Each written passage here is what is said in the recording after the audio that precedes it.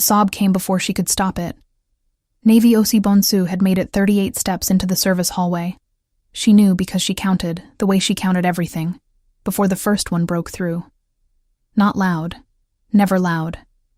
Just a fracture in the breath she'd been holding since 9:47 p.m., when the lighting supplier sent the message that collapsed Plan A, and Diane walked past her toward Daniel's office with that specific smile, and Daniel had stood in the management hallway and delivered his list of patterns of operational failure in a voice so level it left no room to respond.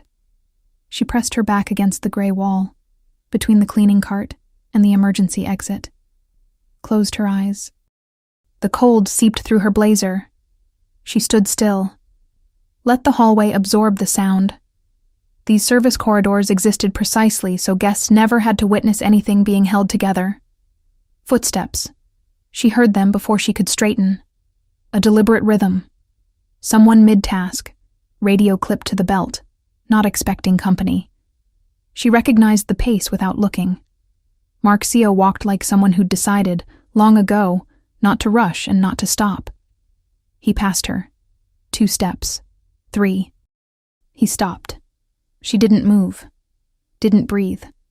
Stared forward with eyes burning, chin lifted barely enough to look composed. And that was the most humiliating part. Even now, even here, her body was still trying to perform. For a full second, he stood with his back to her. The muffled bass from the wedding ballroom 1 floor below. The ventilation hum. Her own pulse. Then he turned. He didn't ask what happened. Didn't offer a hand. Didn't make a face that required reassurance. He walked back slowly, not close, not invasive, and leaned against the opposite wall, 2 meters away. He looked forward, parallel to her, as if they were both simply resting between shifts. The silence stretched long enough to become its own kind of statement. You don't need to pull yourself together in 30 seconds just because this place demands it. No drama. No calculated pause. He said it the way someone states a fact, as if the information was simply true and deserved to exist out loud. Navy didn't answer, but she stopped trying to stop the tears. He didn't leave. If you've ever stood in a hallway like that one, whatever your hallway is, stay here. Because this is where Navy's story really begins. And if stories like this one matter to you, subscribing is the simplest way to tell us to keep writing them. Ahonari. The hotel had a particular sound on Friday evenings. Not music. Something more architectural than that. The way noise behaved when every corridor was occupied, every elevator in motion, every ballroom in preparation. Navy had learned to read the building through it over 11 months of working here, and by 6 in the evening on this specific Friday, her body had shifted into the mode she privately called autopilot of excellence. That register where exhaustion becomes background noise and only the job remains in focus. 2 simultaneous events. The largest coordination challenge of her tenure. The annual Meridian Conference occupied the East Wing. 3 days of international executives with the particular entitlement of people who believed their time was worth more than anyone else's. Navy had spent 3 weeks constructing their program, managing speaker logistics, confirming dietary restrictions for 42 attendees, ensuring the audio system in the main conference hall was configured to the technical writer, which alone ran 11 pages. She had confirmed the keynote speaker's lapel microphone replacement that afternoon, after the original failed a sound check. The Harrington-Voss wedding owned the West Wing. 41 rooms for the bride's family, 32 for the groom's, 2 ballrooms running simultaneously, the ceremony space and the reception hall. Catering for 280 guests and a floral installation that had taken a team of 6 a full afternoon to arrange. The bride had submitted 12 amended guest lists in 2 weeks. Navy had incorporated all 12 without losing a name. What the hotel saw: flawless coordination. A professional who operated above the chaos. What no one saw: she hadn't slept more than 4 hours in 4 days. A situation at home, her mother, a recurring medical issue being managed at a distance, quiet calls at midnight that consumed the morning hours she needed for recovery, hadn't been mentioned to anyone here. And there was the report. the one that had gone out with her name as the responsible party for an operational gap she hadn't created. She'd discovered it through a follow-up email, carbon-copied to the management committee. Diane Calloway's name appeared nowhere in it. Navy. Priya fell into step beside her near the third-floor elevator bank, coffee cup in hand as always, voice pitched below the ambient noise. The florist for the Harrington ceremony confirmed the centerpiece repositioning is complete. You're clear for the room check. Already done it. Navy checked her tablet. I need the conference keynote mic confirmed. Mark signed off on the replacement 30 minutes ago. She noted it. Mark Soh, hotel operations manager, moved through problems the way water moved through a space, finding the path without announcement. She'd been working alongside him for 11 months and had learned to track his decisions by their results. He rarely made noise. Things simply got resolved. She had always found this quality professionally reassuring, and had not, until recently, given much thought to what it meant that she found it reassuring. How are you? Priya asked. Fine. That was a very fast fine. Priya. I know. Navy looked at her briefly. Something genuine in it, not unkind. Ask me when this weekend is over. Priya understood which silences were closed doors and which were walls that hadn't been tested yet. She held her coffee and said nothing more. The evening moved exactly the way Navy had designed it. She circulated between wings, radio in her ear, confirming that the conference reception ran on schedule, while the Harrington ceremony progressed without incident. At 9:15, both events hit their respective peaks, the keynote and the wedding's cocktail hour, and for 22 minutes, everything held. Then, at 9:47, the lighting supplier messaged. Half the equipment installed in the wedding ballroom had a technical fault. The light sequence for the couple's entrance, the moment they walked into the reception space together for the first time, photographed from every angle, streamed live for guests abroad, was compromised. The technician couldn't fix it on site in time. Plan B existed, but Plan B required an emergency budget pre-authorization that should have been in place since Tuesday. Navy checked the authorization queue. The document had been sitting in Diane Calloway's inbox for 3 days. She found Diane on the second floor, kept her voice completely even, and laid out the situation.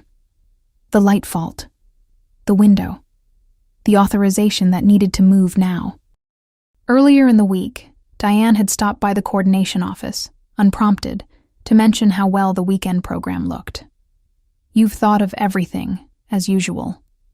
Navy had thanked her, had not thought particularly about the stop, the compliment, the particular timing of it.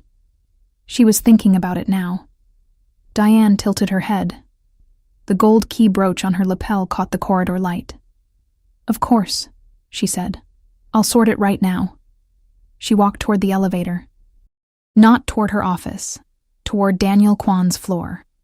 Navy understood what was happening approximately 90 seconds too late to intercept it.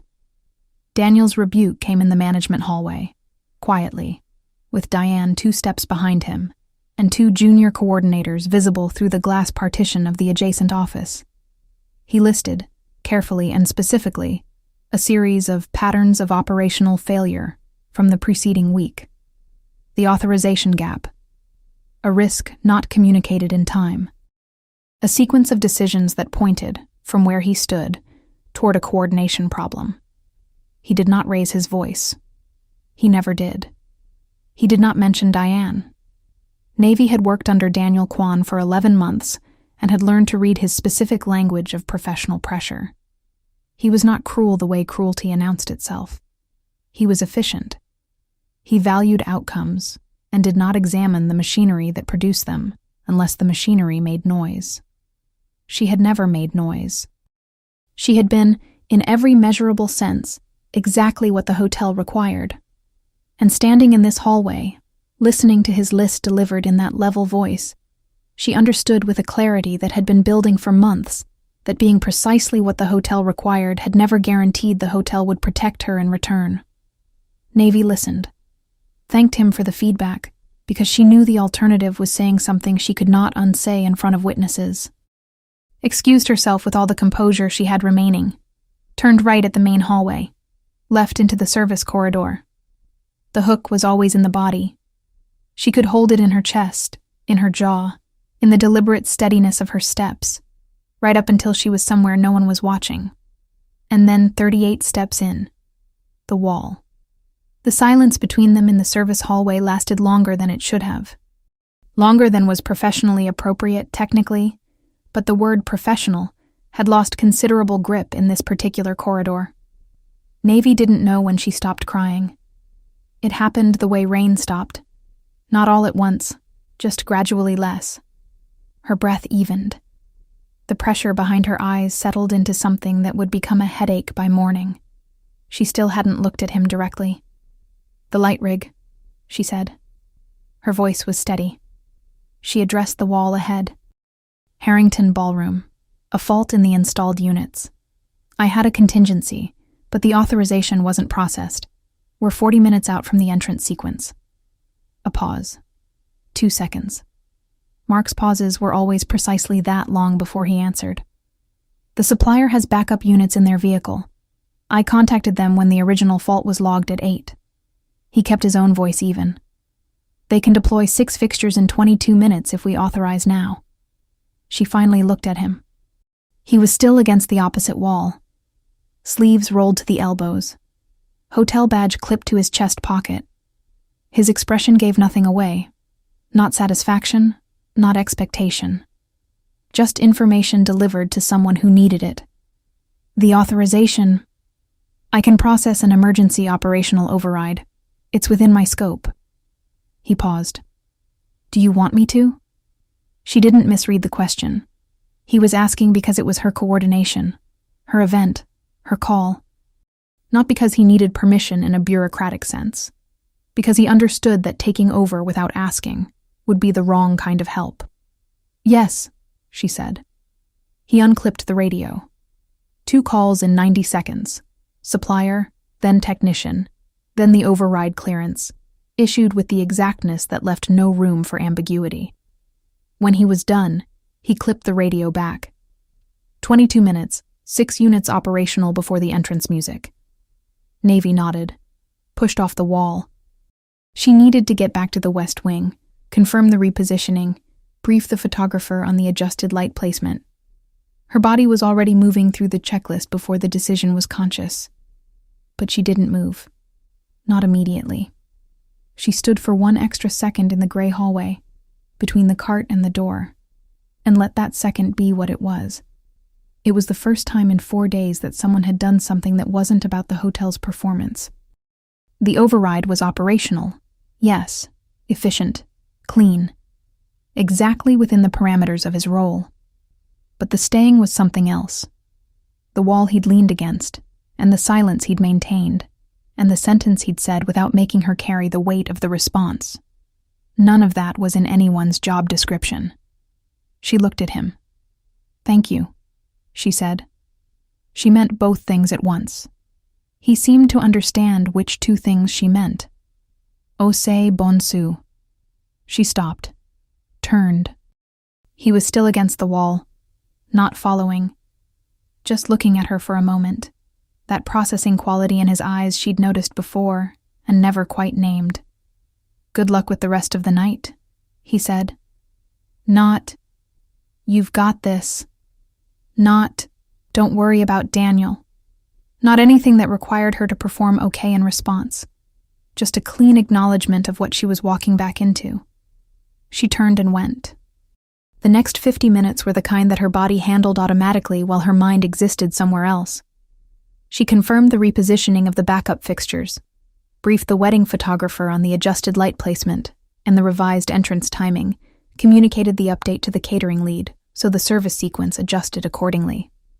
She did this without visible seams, the way she did everything. The couple's coordinator, a woman from an external events firm who had been hovering anxiously for 20 minutes, let out an audible exhale when Navy told her it was resolved.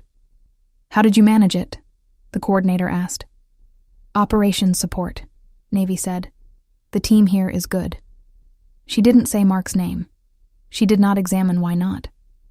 The Harrington couple entered their reception to a full light sequence at 10:49 p.m. The bride's face, in every photograph that circulated the following morning, was luminous. The guests applauded. The hotel performed exactly as a 5-star hotel should perform, which meant no one in that room ever knew how close it had come to a different story. Navy finished her shift at 1:10 a.m. She signed off the event logs, briefed the overnight coordinator, and walked to the parking structure in her work blazer with her tablet in her bag and her dented pen in her pocket. She sat in her car for a few minutes without starting the engine, which was the equivalent, for her, of sitting on the floor of someone else's house and crying. A contained thing. Private. Hers. She called her mother. Voicemail. Left a short message. She was fine. The weekend event went well. Call when you can. She drove home with the radio off. In her apartment, she sat on the edge of the bed in her work clothes for 11 minutes. Set her alarm for 6. Lay down without changing. She spent the remaining time before sleep, turning one sentence over in her mind, the way you turned something foreign over in your hands, when you wanted to understand how it was made. You don't need to pull yourself together in 30 seconds, just because this place demands it. She didn't know what to do with it, so she did nothing. Filed it in the back of her mind, in that growing space where things lived that she hadn't decided how to classify. Told herself it was someone being human in a hallway. She almost believed it. Saturday arrived with the specific atmosphere of a building that hadn't quite stopped. The Meridian Conference's second day began at 8. The Harrington post-wedding brunch occupied the garden terrace from 9. Navy was in the hotel by 6:45. Her desk in the coordination office was a controlled system. Tablet on the left, event folders organized by priority in the center, her pen resting at the upper right corner exactly where she always left it. There was a coffee cup on the left side of the desk she had not placed there. She stood in the doorway for a moment. The cup was from the hotel cafe, the specific paper sleeve they used for staff orders, not guest service. Still warm when she picked it up. Black, no sugar, which was exactly what she ordered every morning through the staff system. No note, no name. Priya appeared behind her 4 minutes later, looked at the cup, looked at Navy, and physically restrained herself from saying anything, which was itself a kind of statement loud enough to fill the room. "Don't," Navy said. "I didn't say a word. You were about to. I was about to ask if you slept." Priya sat at the adjacent desk and opened her system. "Did you?" "Enough." A pause. Mark was in early. Around 6, the security desk log showed him. "That's not what you're implying." "I'm not implying anything." Navy set the cup down, picked up her tablet, and began the morning check-ins. The coffee stayed at the left corner of her desk for the rest of the shift. She didn't move it. She also didn't look at it directly, which meant she was aware of it for approximately 6 hours. By 10, she had confirmed. The brunch was running on schedule, the conference keynote had landed without technical incident, and the West Wing had been cleared and reset for the afternoon program. The machinery of the weekend was grinding forward with the precision she'd engineered it to grind. What she hadn't resolved was the email, the follow-up sent to the management committee that named her as operationally responsible for the authorization gap. Diane's name absent. The document trail Navy could trace clearly, but couldn't present in the way institutional proof needed to function. Not in a building where the hierarchy was felt more than declared, where no one screamed and punishments arrived as emails copied to the director, names omitted from recognition meetings, reports that circulated with the wrong attribution attached. For a black woman in a coordination role at a hotel that served government officials and inherited wealth, working under a director who measured performance by outcomes and rarely examined how outcomes were produced, the margin for error was specific. She had known this for 11 months. She had been careful because of it. Documented. Precise. Never the one who made noise. And she was still standing in this position. She found herself at a second-floor window at 10:42, 3 minutes before her next check-in, looking at nothing in particular, allowing herself a moment she didn't let last. He saw Daniel's email. The thought surfaced without invitation. Mark's scope as operations manager included report monitoring. The management committee copy had gone to his inbox too. He knew, and had said nothing. Not to her, not to Daniel, not to anyone she was aware of. She filed it next to the sentence in the hallway. That growing space in the back of her mind that she was going to have to address eventually. But not today. At noon, she passed Mark in the East Wing corridor. He was mid-call, tablet in hand, moving with purpose. He glanced at her as they crossed paths. A moment of acknowledgement, nothing more. She nodded back. She nodded back. Neither of them stopped. Neither of them needed to. Not yet. But she was aware, in the way you became aware of something once the awareness started, that she had been tracking him in the building without deciding to, noting when he arrived, the problems he resolved before they reached her, the way his name appeared in the operational logs as the one who had signed off on things that might otherwise have remained unsigned. 11 months of proximity, and she was only now noticing the accumulation of it. She found the observation inconvenient. She set it aside. The quarterly review meeting was held Monday morning. Navy had been invited because the weekend's events represented high-profile operational output, and someone from coordination needed to present for the department. She sat 2 chairs from Diane. Mark sat across the table. Daniel opened the consolidated report at 9:00 a.m. with the punctuality that was its own form of authority. The document covered 8 operational incidents from the preceding 4 weeks.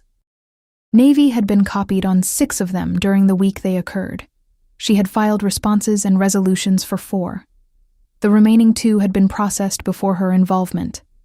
Her name appeared as coordinator of record in 3 incidents. Diane's name appeared 0 times.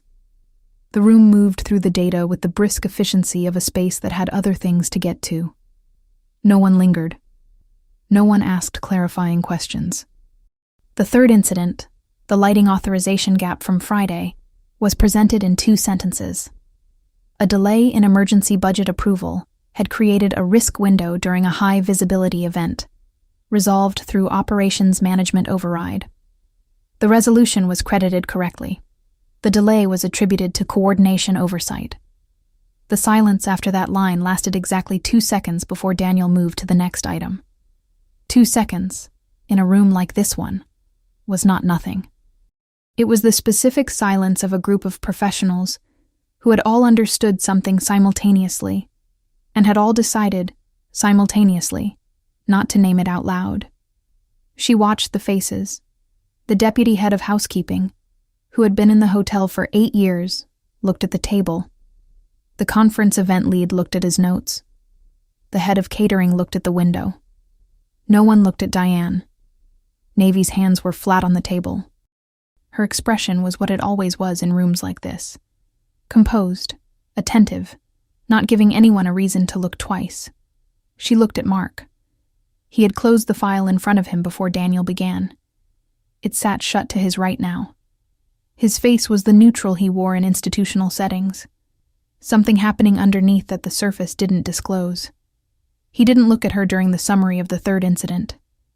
But she saw, in the half-second before the next agenda item loaded, his jaw set in a way that had nothing to do with neutrality. After the meeting in the corridor, Diane touched Navy's arm lightly and said, "You handled Friday beautifully, considering everything." The gold brooch caught the light. The hand on her arm lasted exactly long enough to register as supportive, and not long enough to be analyzed. Navy said, "Thank you," and kept walking. She went to the coordination office and sat at her desk, placed both palms flat on the surface, breathed through the specific controlled anger of someone who has just watched something unjust occur in a room full of people, and understood that naming it publicly, right now in that tone, would only make it worse. She picked up the dented pen, not to write anything, just to hold it. 30 seconds. Then she opened her system and began the Monday checks. Priya arrived at lunchtime and sat down without being invited. The meeting? Was what it was. Your name in 3 incidents. Diane's in none. I know. Navy, I know exactly what it was. She finally looked up. I need to understand what I can prove before I do anything with what I know. Running at this with anger and no documentation ends with me being the one who looks reactive." Priya was quiet for a moment. "Mark closed the file," she said. Before Daniel started. "I was in the corridor. I could see through the glass." Navy looked at her. "I don't know what that means," Priya said. "I just think you should know." There was a version of Navy Osei Bonsu that no one at this hotel had ever met. The one who sat on her apartment floor on Monday evening, surrounded by printed email chains and documentation, because she needed to see the pattern laid out physically. Not because she didn't trust herself to hold it in her head, but because she needed to see it the way you needed to see certain things. Outside of yourself, real, occupying space. The one who called her mother and stayed on the phone for 40 minutes, talking about the neighbor's cat and a recipe her mother was testing, because there was a family situation that had been running alongside everything else for 3 months. Her mother's health, managed at a distance. Quiet late-night calls that cost her the sleep hours she could least afford. And sometimes the brain needed to exist somewhere that had nothing to do with the problem. Her mother asked once at the beginning of the call if she sounded tired. "I'm fine, Mama," she said, the way she always said it. "You've been saying fine for 3 weeks," her mother said, and left it there, which was its own kind of love. The one who, at 11 p.m., opened a job offer email that had been sitting in her inbox for 6 days and read it properly for the first time. Coordinator of events and guest experience, a boutique hotel in Vermont. Smaller operation, quieter profile. The salary was comparable. The title was the same. The hiring manager had been specific and respectful. He had heard of her work through a contact in the industry, was interested in her profile, and would like to discuss it if she was open to the conversation. She hadn't replied. She hadn't deleted it. She closed the laptop and went to sleep. Tuesday she arrived with the documentation sorted and a cleaner map of what she could and couldn't prove. What she had. 3 months of email records showing authorization requests routed to Diane's queue without response. What she lacked. Direct evidence of intention rather than negligence. In this building, the difference between the two required a standard of proof that her role didn't give her access to. She needed the internal system routing records. Those lived in the operations management database. She started working differently that week. More deliberate about what she was absorbing versus what was being attributed to her. She began time-stamping her own communications in more granular detail, not because anyone had requested it, but because she had stopped trusting that the existing record was accurate. It was exhausting in a specific way. Not from doing too much, but from watching everything she did. Every email now had a paper trail she'd built herself. Every verbal instruction she received in the corridor got a written follow-up within the hour. As discussed, confirming the following. She had become her own witness. It was the loneliest kind of protection she knew. Wednesday afternoon, Priya found her in the stairwell eating a sandwich because she hadn't stopped for lunch. "I heard something." Priya closed the stairwell door. Low voice. "Diane was on a call yesterday morning. I was in the supply room. The door was open. She was in the corridor. She mentioned your name to whoever she was speaking with. Something about concerns regarding coordination capacity on the weekend events, and how she'd flagged it to Daniel as early as possible." Navy set the sandwich down. "Who was she talking to?" "I don't know. External, by the tone. Maybe a district operations contact." This was different from the report. Internal documentation was one thing. If Diane was actively constructing a professional narrative about Navy outside the hotel's walls, building a reputation problem with stakeholders who had no context, no counter-record, no reason to question a senior VIP manager's assessment, the implications extended far beyond a single incident review. "You're sure of what you heard?" Navy asked. "I know what I heard." Navy picked up the sandwich again. She needed to think precisely, because imprecision now would cost more than silence already had. "Don't mention this to anyone else yet," she said. Priya nodded. "Navy, you know I'm on your side." "I do." She looked at her friend. the first fully unguarded look she'd allowed herself in days. "Thank you." She finished the sandwich in the stairwell and went back to work. She confronted Diane on Thursday afternoon. Deliberately, privately, in the third-floor coordination corridor during the 15-minute gap between the conference's closing lunch and the afternoon session setup. She had chosen the time carefully, visible enough that anyone could observe they'd spoken, private enough that the conversation itself wasn't witnessed. "I'd like to talk about the authorization queue," Navy said. Diane tilted her head. The gold key brooch, the easy smile. "Of course. What's on your mind?" "3 authorization requests from my team were routed to your queue over 3 weeks. The most recent sat for 72 hours before the weekend. When I flagged it Friday night, the response was delayed long enough to create a risk incident that was then attributed, in the management committee report and in the quarterly review, to a coordination failure on my end." Navy kept her voice entirely level. "I'm asking directly. Was there a reason those documents weren't processed?" Diane's expression moved through something that looked like concern, measured, careful. "Navy, I want to address this thoughtfully, because I can see you're upset." "I'm not upset. I'm asking a process question." "I understand. And I want you to know I value your work enormously. But I'm worried." A calibrated pause. "The pressure of the past several weeks may be affecting how you're reading some of these situations. The authorization gap was complex. Multiple moving parts. If you look at it when you're feeling less, I've reviewed the documentation thoroughly. Then you know these sequences aren't always straightforward." The smile didn't shift. "I genuinely care about how you're doing. If there's anything I can do to support you through this period, I hope you'll ask." Navy looked at her for a long moment. The brooch. The posture of someone who had learned, over many years and many conversations like this one, how to frame attack as concern. She saw the architecture of it clearly, had been seeing it for months, in pieces. Now she was looking at the whole structure. It was, she thought, impressive in its way. Not admirable, but impressive.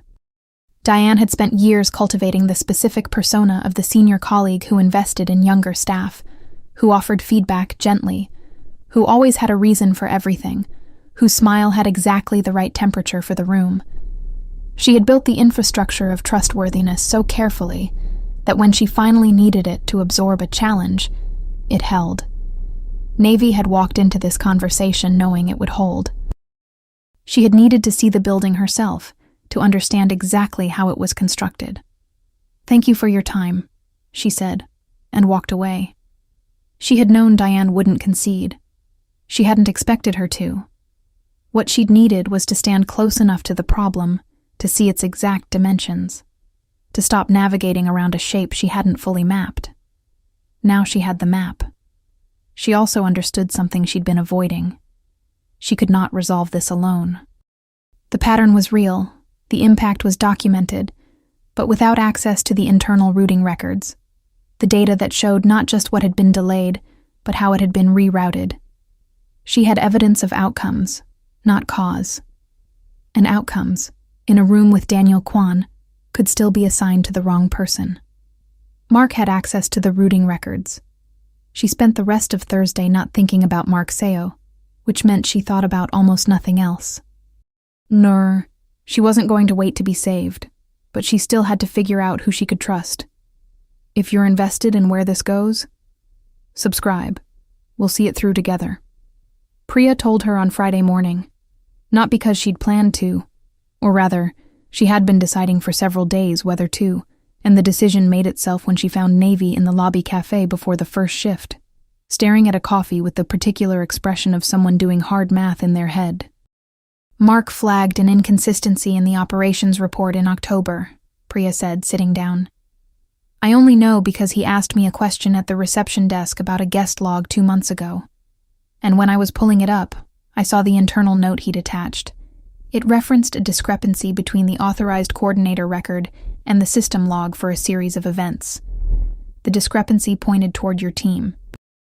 But the authorization records showed the requests had been rerouted, not by your team. He saw it in October. Navy's voice was even. He marked it for internal review. Priya wrapped her hands around her cup. The review was assigned to Diane, Navy said. Priya nodded. The lobby moved around them. Checkout guests. Meridian delegates heading for the final conference session. The hotel's precise Friday morning choreography. Navy sat very still inside it. He had seen it 2 months ago. Flagged it. The flag had been assigned to the person responsible for the pattern, which was either an institutional failure or a deliberate administrative redirect. Either way, the inconsistency had never surfaced as a resolved finding. It had simply disappeared. And he hadn't come back to it. Not directly. Not to her. She thought about the coffee on her desk with no note. The way he'd processed the emergency override in the hallway without making it about himself. The pauses before he spoke, as if he were always measuring something. The closed file at the quarterly meeting. She thought about October. She finished her coffee, picked up her tablet. "Does he know you told me?" she asked. "No." "Don't tell him you did." "Not yet." She went to work with something cold and precise living in her chest. Not quite anger, not quite grief. The specific feeling of discovering that a person you had begun to trust was more complicated than you'd allowed yourself to believe. She was not, she told herself, surprised. She had learned not to be surprised by omissions. They were the architecture of every institution she had ever worked inside. What she hadn't expected was that it would feel like this when the person was him. She moved through the day with professional exactness, routed everything through the system, stayed visible where visibility was required, present where presence mattered. She and Mark crossed paths twice, at the elevator bank and briefly in the East Wing corridor. And both times her nod was the same nod she gave anyone. Minimal, courteous, no information attached. She was good at this. She'd always been good at this. The specific skill of looking exactly as steady as the situation required, regardless of what she was carrying underneath it. That evening, she replied to the Vermont email. She thanked the manager for reaching out, said she was open to a conversation, kept it brief and professional. Then she sat back and looked at what she'd done. She hadn't decided to leave. She had stopped deciding to stay. There was a gap between those two things, and she was standing in it, and she was not yet sure what would fill it. He found her Saturday afternoon, which meant she hadn't made herself impossible to find. The conference had wrapped its final session at 5. The hotel exhaled in that specific way it did after a major event concluded. A collective release the staff never acknowledged openly, because acknowledging it would mean admitting they'd been holding their breath. Navy was finishing post-event documentation at her desk when the knock came. Mark stood in the doorway looking, for once, like someone who hadn't scripted what he was about to say. "Can I buy you a coffee? Off-site?" She looked at him. "Why off-site?" "Because what I want to say isn't a conversation that should happen inside this building." She considered this. The honest answer, the one she didn't give him, was that she had been waiting for him to do something. Not specifically this. Just something. Some acknowledgement that the October flag and the closed file and the hallway and the coffee without a note were all connected, because they were, and he knew it, and so did she. 10 minutes, she said. The cafe was 3 blocks from the hotel on a street quiet enough to talk. Corner table. She ordered black coffee. He ordered the same, and didn't comment on the match. He started without preamble. In October, I found a discrepancy in the operational reports. Authorization requests that had been rerouted mid-queue, not canceled, redirected, which made them invisible in the standard audit trail. The pattern pointed toward your team as responsible, but the routing itself told a different story. I flagged it and requested an internal review. He set his cup down. That review was assigned to Diane. I know, Navy said. A pause. 2 seconds. I should have followed up, he said. When the review produced no finding, I accepted the institutional answer, I told myself it was handled. And then the weekend happened, and I sat in the quarterly review watching a document name you 3 times for incidents with a different origin, and I understood exactly what my decision not to follow up had cost. She looked at him across the table. You accepted the answer because following up would have meant pushing against a system you're also embedded in, she said. Diane has been at that hotel longer than either of us. Daniel trusts her. You had an inconsistency, not proof. Pursuing it further would have put you in the middle of something institutional and unpleasant, with unclear outcomes and real professional risk. A pause. I understand the calculus. Understanding the calculus doesn't make it the right call. No, she said. It doesn't. She turned her coffee cup slowly. Outside the cafe window, the street moved. A couple walking a dog, a cyclist navigating a corner, the city doing its ordinary Saturday things. The contrast with the past several weeks felt almost too clean. For 11 months I covered gaps in that system, she said. Not just Diane's, the whole structure of how work gets distributed and credit gets assigned and failures get attributed. I covered them because I understood that complaining without proof looked like weakness, and because I believed on some level that the work itself would eventually be the evidence. She paused. The work was always the evidence. It was just never read correctly. Navy, I'm not asking you to fix that. She met his eyes. I'm telling you what it costs, so you understand what the routing records represent. Not just a correction to a report. 11 months of carrying something that was never mine. He held her gaze. I understand. She believed him. That was the complicated part. I have 3 months of authorization records, she continued. Time-stamped requests, routing logs, response timelines. What I don't have is the internal system record showing the rerouting itself. That data isn't accessible from my level. He looked at her steadily. It's accessible from mine. Mark, you've been carrying this alone for months. Not because you didn't see it clearly, because you knew exactly what it would cost to say something without documentation solid enough to survive being dismissed. He didn't look away. That's not a coordination failure. That's navigating a system that wasn't designed to protect you. The silence between them was different from the service hallway. That one had been absorptive, a space where words weren't required. This one was full, specific.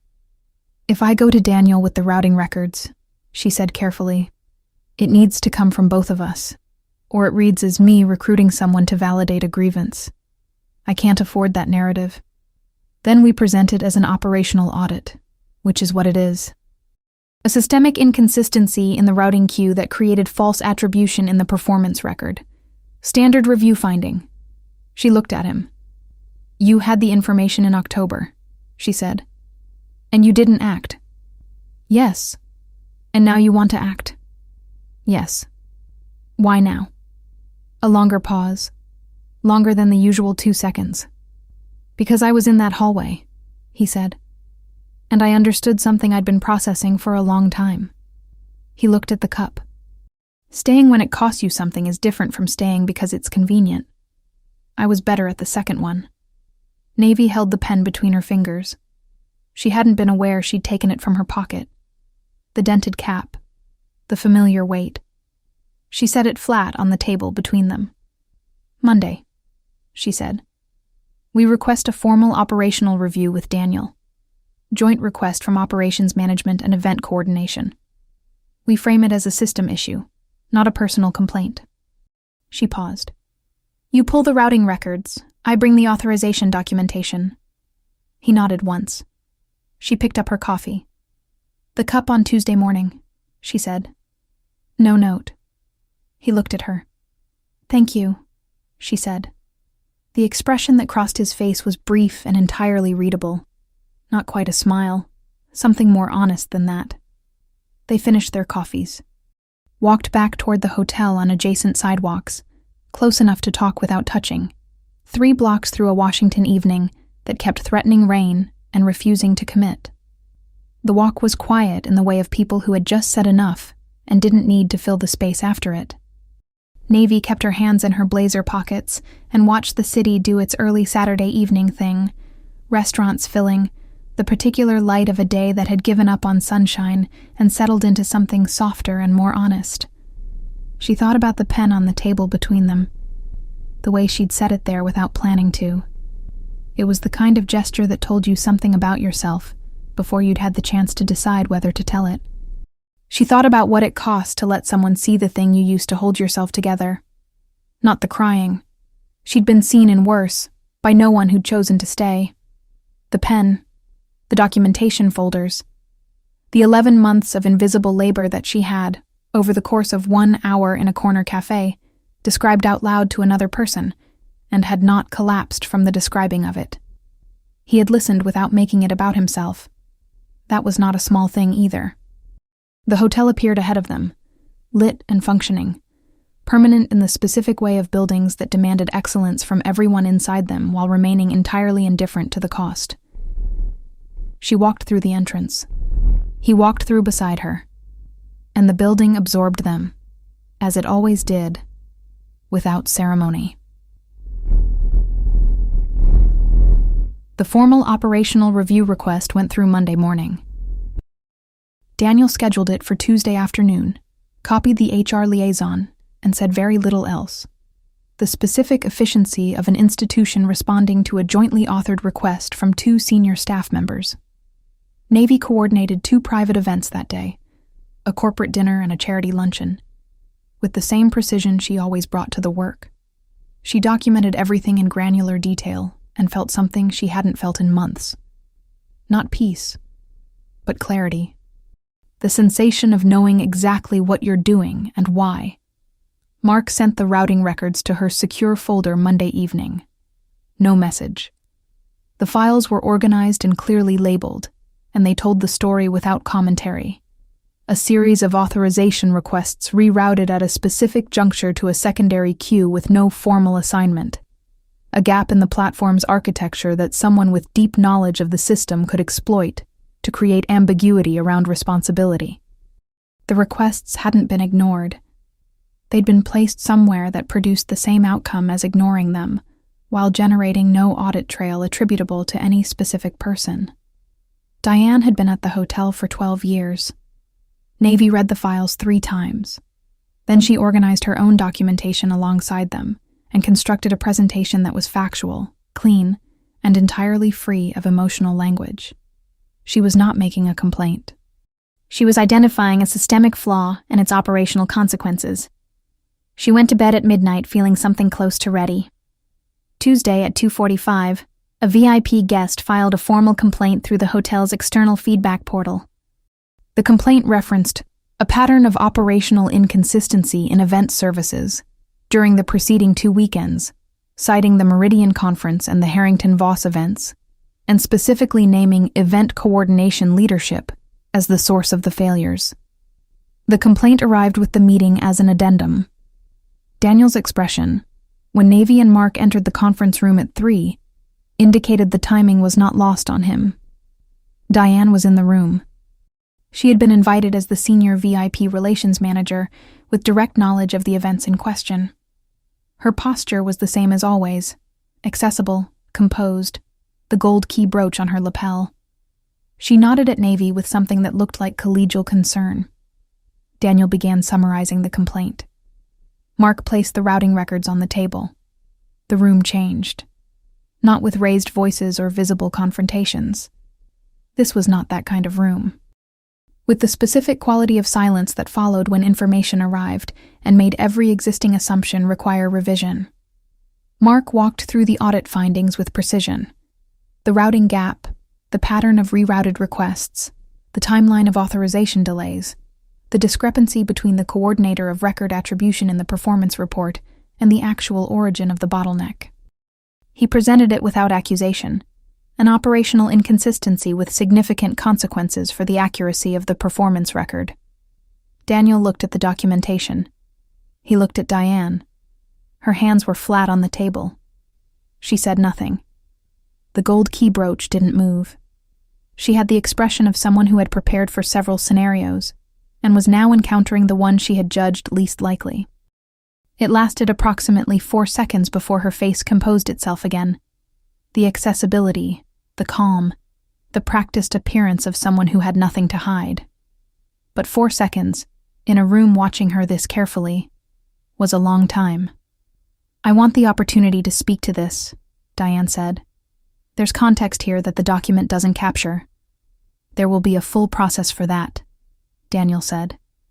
His voice had the quality of someone making a decision they had hoped not to have to make. "The review will be comprehensive." The silence stretched until it required a response. "This will require a full HR review," Daniel said. "Effective immediately." He turned to Navy. "I want you to know, Director." She spoke clearly, not loudly. "I appreciate that the review will take place. I have full confidence in the process." A pause. "I would also like it noted formally that the operational record requires correction before the review concludes. The incidents attributed to my coordination in the quarterly report don't reflect the actual source of those failures. That correction isn't a favor. It's an accuracy requirement." Daniel held her gaze for a moment longer than he usually held anyone's. "Noted," he said. She thanked him for the meeting. Stood. Walked out. In the corridor, she stopped. Mark had come out behind her. He stood a few feet back, giving her the space she consistently needed. She turned around. "Thank you," she said. "For the records. For being in that room. You did all the work. Every piece of it. I know." She held the pen loosely in her fingers. "But you stayed." The word landed with the weight she meant it to carry. He understood it. Neither of them performed anything around the recognition. "What happens next?" he asked. "The HR review, the record correction, whatever Daniel decides about Diane." She looked down the corridor, the impeccable, functional hotel hallway. "And then I go back to work." "Are you still thinking about Vermont?" She looked at him. "How do you know about Vermont?" A very short pause. Priya mentioned there might be an offer. Navy made a mental note to have a specific conversation with Priya. "I don't know yet," she said. It was the most honest thing she'd said at work in months. He nodded. No argument, no attempt to persuade or retain. Which was, she realized with a precision that surprised her, exactly why it registered the way it did. Sattatur. 3 weeks passed. The HR review was thorough. Diane resigned before it concluded. The routing records, combined with Navy's documentation and statements from 2 junior coordinators who had noticed similar patterns over months of working adjacent to the process, assembled a case the institution couldn't quietly file away. No announcement came from Daniel's office. In the manner of hotels like this one, information traveled without being broadcast. Through a changed org chart, a name absent from the next scheduling email, a brooch that no longer appeared at the morning briefing. Daniel issued a formal correction to Navy's performance record. The document arrived without personal commentary, clinical in language, complete in scope, covering each of the 3 incidents from the quarterly report. He sent it directly to her, copied HR, and said nothing else. Navy understood this as the specific awkwardness of an institution, acknowledging that the system it managed had failed someone within it, without quite knowing how to say so. She signed the corrected review with her dented pen, filed it, sent the copy to HR, placed the pen back at the upper right corner of her desk where it always lived. Vermont was still in her inbox. She read the email again on a Thursday evening, the kind where Washington couldn't decide between rain and overcast and had settled on both. She sat with the decision and considered it honestly, not the way she'd been considering it for weeks, which was as an escape route she was ashamed to want, but as a real option between 2 real futures. She was exceptional at this job. She had built something in this building, a professional standard, a way of moving through the hotel that the staff had learned to rely on, a reputation that didn't need a title to function. She had also spent 11 months alone with the weight of a system that had never asked whether she could hold it, and which had attributed the cracks in the foundation to her. Vermont was quieter, smaller, a boutique operation that would not demand from her the way this one did. She thought about what it would feel like to arrive somewhere new, and not already be carrying the weight of what the previous version of herself had absorbed. She thought about that for a long time. Then she thought about the corrected performance review. Her name, accurate, on a document that the management committee had received. 2 junior coordinators acknowledged publicly for the first time. A routing gap in the system that was being audited and would require structural correction, which meant that whoever came after her in this role would not walk into the same trap. She had not done that for the institution. She had done it because it was true, and it needed to be done. But it had happened. And she had been the reason it happened. She closed the laptop, went to bed. The following Friday, she was moving through the service hallway at a steady pace, not hiding, just using it to cut efficiently from the east wing to the west, when footsteps joined hers from behind. She recognized the rhythm before she turned. Mark fell into step beside her. Not catching up, just joining. They walked in silence for a moment. "I heard the record correction was distributed this morning," he said. "It was. Good." Another stretch of the gray hallway. Cold light. The cleaning cart parked exactly where it always was.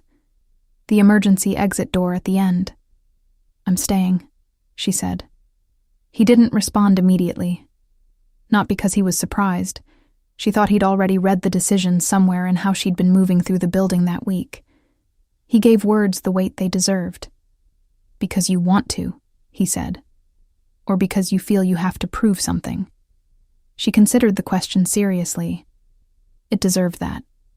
"Because I'm not done," she said. "There's a difference." There is. They reached the end of the hallway, where the gray opened into the main corridor and the hotel widened around them. Ambient sound, careful lighting, the permanent performance of excellence the building asked from everyone inside it. Navy stopped at the threshold. She turned and looked at the hallway they'd just walked through. 14 meters. Concrete walls. The fluorescent strip humming faintly. The cart. The door. The particular cold that didn't warm the way the guest spaces were designed to warm. She thought about the first time she had stood against that wall, and counted 38 steps, and felt the building absorb the sound of something she could no longer hold.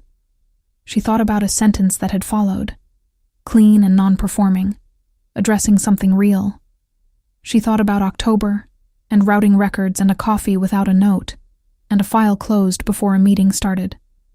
What she was carrying now, compared to then, was not lighter. It was more precisely her own. She turned back toward the hotel. Mark was beside her, not waiting, walking in the same direction. Neither of them mentioned Vermont again. "The Abramowitz Gala," she said. "Next Friday." Whoever handled the last gala left the run of show in 3 separate systems with no integration protocol. "I saw that. It's a considerable mess. I'm fixing it Monday.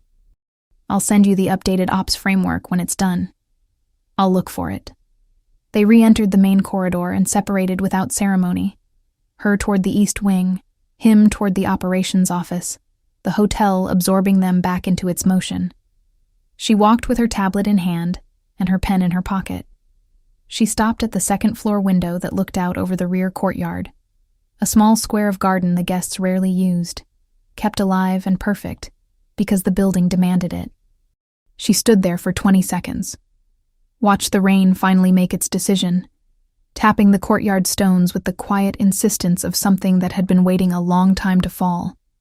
She had been in a hallway once, against a wall, and a man had turned back. That hadn't saved her. She had saved herself. Documented, built, confronted, asked for exactly what she needed without apologizing for needing it. She had stood in a conference room and made her voice the last one in the space, not because anyone granted permission, but because the room required a voice, and hers was the one that had earned it through months of invisible, meticulous, unrewarded work. What Mark had done was stay. She understood now that staying, when it would have been equally reasonable to keep walking, was not a small thing. It was not a rescue. It was simply the act of someone who chose, at a specific moment in a gray hallway, to turn around. She was grateful for it, in the way you were grateful for something real. without performance, without the need to make it into something it wasn't. So she didn't say it. She left a coffee on his desk Monday morning before he arrived. Black, no sugar, no note. Walked to her own desk, set the pen at the upper right corner, opened the week's first task file. The hotel was already making its particular sound. She was already in it. She wasn't saved. She stood up. And if this story made you feel something, leave it in the comments. That's how we know to keep going. The service hallway in the Meridian Grand exists between the third-floor management wing and the West Wing event spaces. 14 meters, gray concrete walls, a fluorescent strip that hums faintly when the building is quiet. A cleaning cart parked in the same position every day, 2 meters from the emergency exit. A corridor that doesn't appear in any hotel architecture guide because it was never designed to be seen. Navy Osei Bonsu had stood against that wall once and let the building absorb the sound of something she couldn't hold anymore. Had counted her steps and lost count somewhere around 38. Had tried to stop crying and then stopped trying. She walked through it now at a pace that needed no counting. Tablet in hand, the Abramowitz Gala framework loaded, a clean week ahead. She'd sent Mark the updated operational document at 8 that morning. His reply had come at 8:14.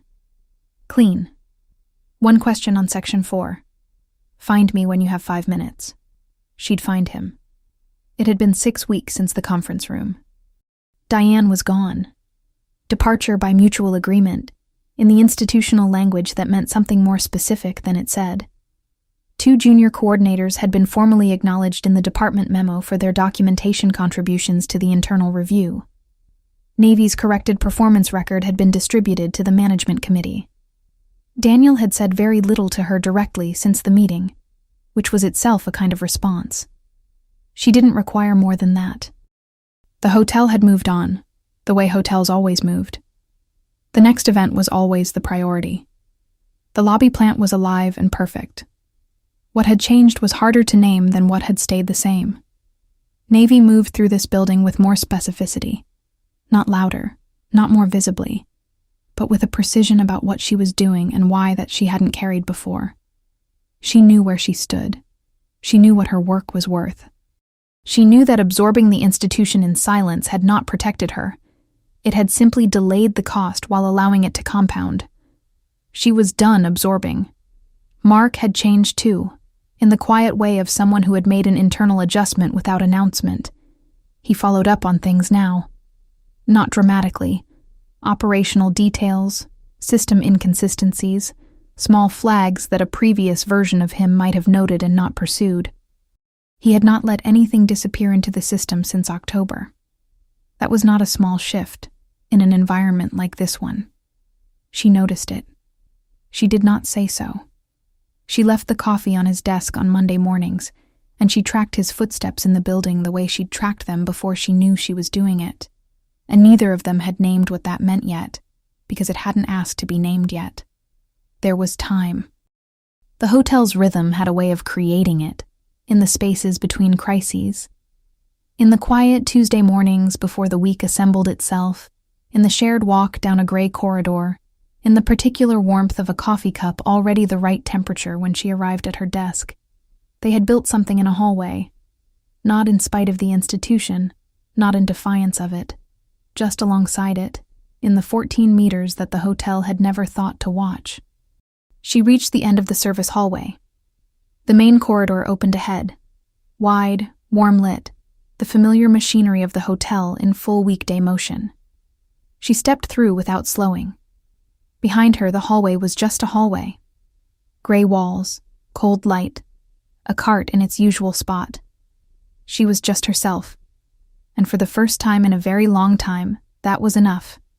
Not as a consolation, not as something to settle for, but as the specific and accurate truth of where she stood. She walked toward the east wing with her tablet and her pen and her week ahead of her. The building hummed. She was already in it. And for the first time in a very long time, that was not a weight she was carrying. It was simply where she was. Exactly where she had chosen to be, for reasons she could name. with a clarity she had earned by going through the thing rather than around it. 11 months ago, she had arrived at this hotel, believing that excellence was its own argument. That if she did the work, all of it, perfectly, without complaint, the work would eventually speak for itself. She had not been wrong that the work mattered. She had been wrong about who was listening. And she had spent 11 months filling in the silence herself, absorbing the cost of a system that registered her output without acknowledging its origin, and calling that absorption strength. She knew now what it actually was, a very sophisticated form of disappearing. She had stopped disappearing. Not loudly. She was still herself, still precise, still the person the hotel's machine ran smoothly around. But she had stopped filling her own gaps with silence. She documented. She named things. She asked for what was accurate as if accuracy were a right and not a favor, because it was. She stopped at the corridor's end where the service doors opened onto the lobby level, that threshold between the hotel's hidden architecture and its public face. Through the glass, she could see the check-in desk where Priya was finishing an evening shift, pen tucked behind her ear, speaking to a guest with the warm efficiency that made people feel they were the only guest in the building. A skill, Navy had always thought. A very specific and undervalued skill. She pushed through the door. Priya looked up, caught her eye, said nothing, but the expression she made, brief, knowing, something between relief and warmth, said enough. Navy walked past the desk toward the east wing. Behind her, she heard Priya say, to no one in particular, "She's going to be just fine." She didn't look back. She already knew.